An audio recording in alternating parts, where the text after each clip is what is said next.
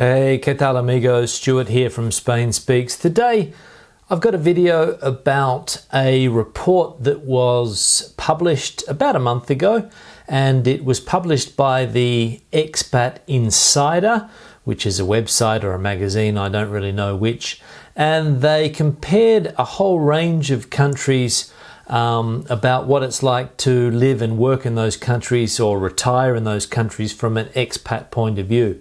And Spain, of course, was one of the countries mentioned. And what I'm going to do in this video is go through the report and give my opinion a little bit about some of the points that they make, and also say, you know, whether I agree or whether I disagree, and whether it is more or less true what they say in this report. So let's have a look. Now, quite interestingly, we can see here that Spain is country number 14 in the ranking. So out of the amount of countries that were reported on, Spain is number 14, which is not bad I would say. So as we can see from the report, 92% of the people are generally satisfied with living in Spain, okay? 92%, which is, you know, a fairly high figure. The average age of people is 46.4 years. The predominant gender is female, 57%, 43% male, and 59% of the people are in a relationship, 41% are single, and the top nationalities, British, United States, and German. Okay, so those are the top nationalities. Now, obviously there's going to be people from different nationalities, but we can see that 22% of the people surveyed were from the UK, 9% from the USA, and 7% from Germany. We can also see that the average working hours, 36.8 hours a week. The top sectors or industries are education, research and translation, obviously because a lot of people come here can't really get a job in the normal Spanish labour market, so they end up translating a lot of the time, or they end up teaching English, just because it is difficult to get a job, and they do mention that in the report a little bit later. The top income groups, interesting, 30% are between 20 and 50k, US dollar figures here, so 25 and 50k, 30%, 12 to 25k US dollars, 24%, and then 17% are in the higher bracket, which is 50 to 75k US dollars. Okay, and the top employment statuses: employee manager 27%, retirees 19%, entrepreneur business owner 10%. So I fall into that 10% category here. Now, the top reasons for moving to Spain: better quality of life is number one. Moved for love. Obviously, you know, if your partner is from Spain, you move here, or you just wanted to live here, which is equal to. Potential benefits: climate and weather, general living standards, and the cost of living. So 1, 2, 3. Climate and weather, very important. People coming from the north of Europe looking for an improved climate. General living standards, quality of life quite high in Spain, as I have said in other videos. And the cost of living, Spain, yeah, reasonably okay from a cost of living point of view. Again, I've got other videos on that topic, so you can check those out as well. And the potential drawbacks, interesting: economy and or labour market, taxation, and political stability. So the economy and the labour market, I would agree on that. Taxation and political stability, a little bit as well. So let's go into the report and have a look at some of the points that I've highlighted. So we can see here the Spain country report: friends, sun, but few career opportunities. That's the headline: few career opportunities. Spain is a welcoming country for expats and their families, but its economy is plodding along. So let's have a look at what they say. Some of the main points. So, a broad majority of expats, 92%, claim to be overall satisfied with their life there. We mentioned that before, 92%, quite high. Overall satisfied with life in Spain. I would agree. Life in Spain is not bad. Spain proudly ranks 10 out of 67 in the personal happiness subcategory. Okay, so personal happiness, again, quite subjective, I would say, but again, personal happiness quite high, 10 out of 67. The good weather in Spain seems to play a role. Now, I had somebody leave a comment on one of my videos that said something like, after 18 years of living in Spain, how can you say that Spain's got good weather? Where I come from, it rains all the time and it's cold. Okay, great. If you come from the north of Spain, obviously that is the case, but the majority of people that move to Spain are most likely going to go to where the weather is good, and Spain does have good weather. Andalucía has fantastic weather, perhaps the best in Europe. Levante, Valencia, Murcia, Alicante, fantastic weather. Even Barcelona has good weather. And if you want perfect weather all year round, go to the Canary Islands. If you want rain, if you want weather like you've got in the UK, move to the north of Spain. Fair enough. If you want ice and snow, move to the mountains. But if you want sun, you can get it in Spain. Even in a place like Madrid, where it's cold in winter, the sun shines nearly every day. It hardly rains. It rains maybe 2 months of the year and only sporadically during those 2 months. The summers are hot, but they're dry, they're bearable. The weather is good. So, if you want rain, cold weather, you can move to the north. That's your choice. But if you want sun, you can get it in Spain. In addition, available leisure activities are considered to be very good. And again, I would agree. The available leisure activities that you can do here. If you're in the south, you can play golf. There's a lot of golf courses if that's a leisure activity of yours. The weather's good if you like to practice outdoor leisure activities. You can play tennis whenever you want. You can play other outdoor sports. You can go running and not get wet. You can ride your bike. There's fantastic bike trails in Spain.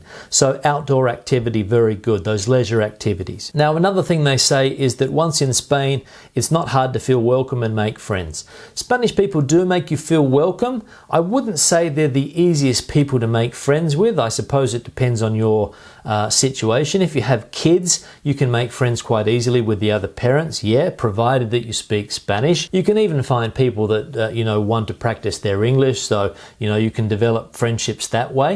But if you live in a big city like Madrid, it's not that easy to make friends if you don't speak the language. And to give you an example of this, you'll go to English or Irish pubs in the middle of Madrid, and they're full of expats that get together because, they do have some Spanish friends, but the relationships are not always the same. At least that's what I find. But, I've been here for a long time. My girlfriend's Spanish.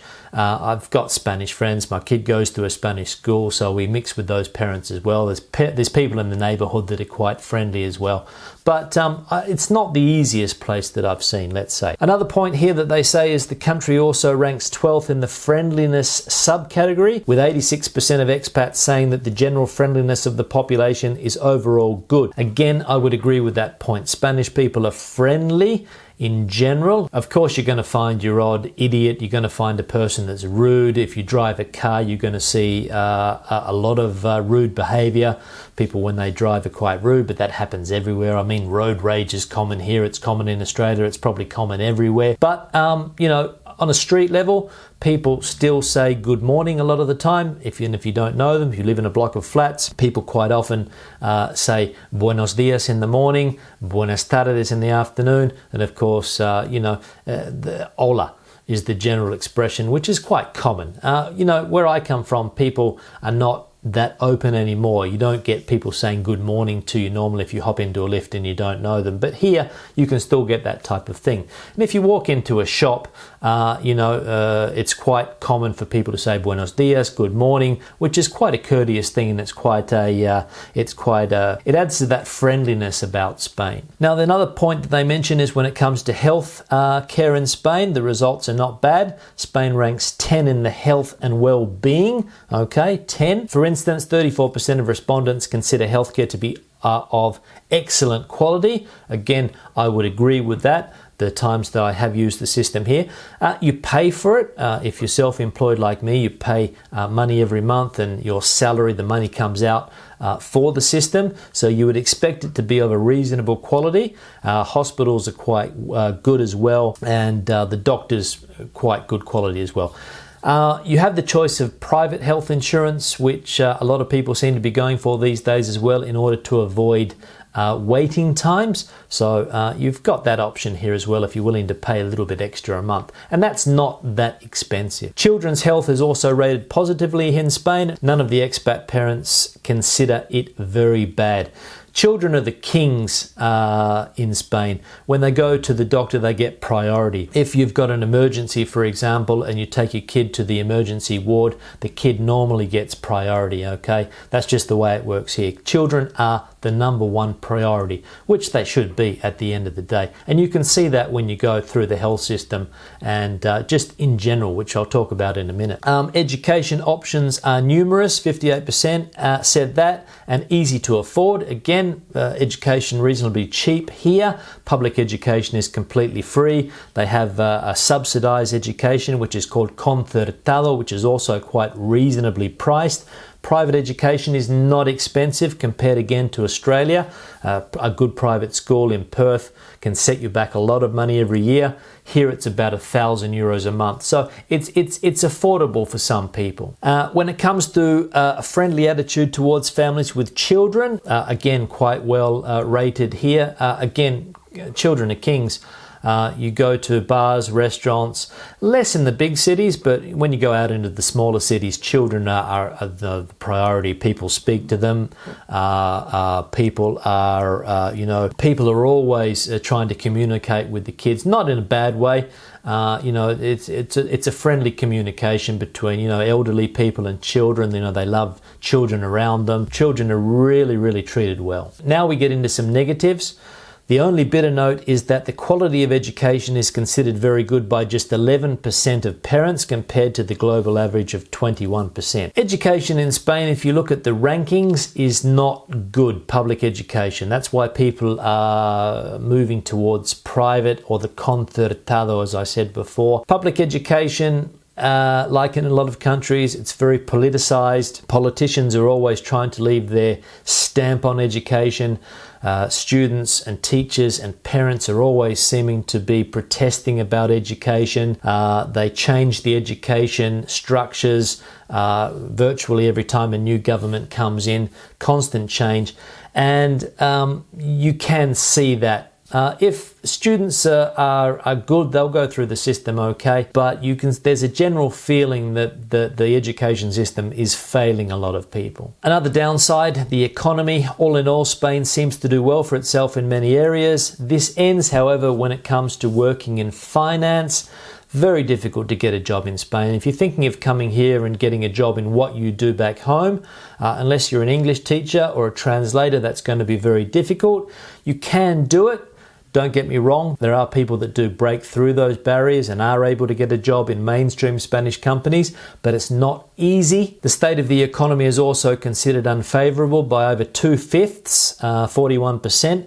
Consequently, Spain did not score well in the job security subcategory. Job security, again, big problem in Spain. A lot of people don't get fixed contracts, as they call them here, which means that they don't have a lot of security in the workplace. That is a downside as well. English teachers a lot of the times are hired for only 9 or 10 month periods, and over the summer months your contract will be terminated, and a lot of people go on the dole in order to subsidize their income, which you can do, so you can keep that in mind. But getting a full-time contract or a permanent contract in a company here, very, very difficult, even for the Spanish people. The economy is getting a little better. I have noticed in my particular business that things are starting to pick up, but it's not as buoyant as it used to be, and I don't think it ever will be. So you have to keep that in mind if you're considering long-term or investing money here, that the economy is getting better, but it probably won't go back to pre-2007 levels. And another area where Spain doesn't do very well is the personal finance index. So only 46th in personal finance, despite 76% of the people saying that the cost of living in Spain is okay. However, only 5% of the expats in Spain claim that their disposable household income is a lot more than enough to cover everything they need. Okay. So that's an interesting question. There seems to be a trend that salaries are coming down and the cost of living is going up. I saw an economist on the internet recently say that one of the plans of the European Union is not to increase wages in the south to northern standards, but to generally lower wages in the south of Spain to those in the new European countries, Romania, Bulgaria, etc. So the idea is not to increase but to come down, and that has been reflected over the last few years, partly due to the crisis, but still not easy to get even a CPI increase in salaries, and a lot of the time a lot of perks have disappeared and a lot of those things as well. So that's one of the reasons why people are saying this, and according to where you live, the area that you live in, the cost of living can vary greatly. For example, the area that I live in here is a lot more expensive than some of the outskirt areas of Madrid city. I live in a small town about 20 kilometers out of Madrid, and the Madrid city limits are only 5 kilometers away from here. But if you go into those areas, you can notice a real cost of living change, let's say, especially when you go to a restaurant or a bar and you order something that's quite high here. And then if you go to the other side of the city, the more affluent areas of the city, it's you have to be on a good wicket to be able to afford some of those prices. So that could be one of the reasons as well that people are complaining about their household income not really covering their needs every month. My personal experience is not too bad. So teaching English here, more or less I can live okay. Summer gets a bit tough, of course, but if you have a couple of good months, you can save a little bit for that time, and also pay a little bit of extra tax in order to get a bigger tax return just before the summer months to help you get through. And finally, 1 in 5, 19% is overall dissatisfied with their financial situation. 20% more or less. So yeah, dissatisfied with their financial situation. Yeah, I could say that I'm dissatisfied because I'm not a millionaire, of course. In Spain, it's very, very difficult to become a millionaire. There's not that mentality. Some people can become rich if you have a good business or you have good contacts. You can make money. In fact, one of the richest men in the world is from Spain. But Spain is a country where a lot of people are not here to become rich. They can take the opportunity, of course. They can try and sell their house, at double the price in order to get a little bit of extra money. But a lot of people are just living day to day. That's the way the country works. Historically, people have been guaranteed a pension when they retire, and also free healthcare and free education. So you don't need to work any harder than you need to, let's say. So that's the review of the Expat Insider, the survey for expats, and my opinions more or less on what it's like to live in Spain. Hope you liked the video. Remember to leave a comment if you have one. Give the video a thumbs up if you liked it, and I'll see you in the next one. Hasta luego.